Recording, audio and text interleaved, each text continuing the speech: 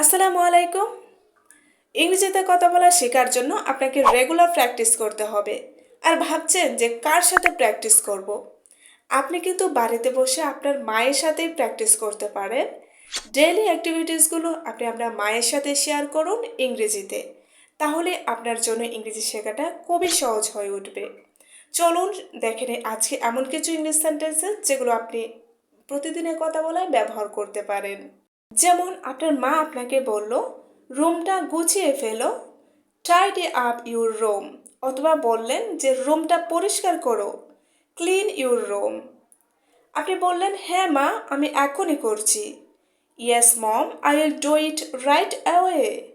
এবার বললেন যে টেবিলটা সাজাও, সেট দ্য টেবিল। সময় মতো খাবার খেয়ে নাও, please have your food on time. আপনি বললেন, হ্যাঁ মা, আমি সময় মতো খাবার খেয়ে নিচ্ছি। Yes mom, I will have my food on time. এবার বলল, ফোনে এত সময় অপচয় করো না, don't spend so much time on your phone. আপনি বলেন, ঠিক আছে মা, আমি ফোন রেখে দিচ্ছি।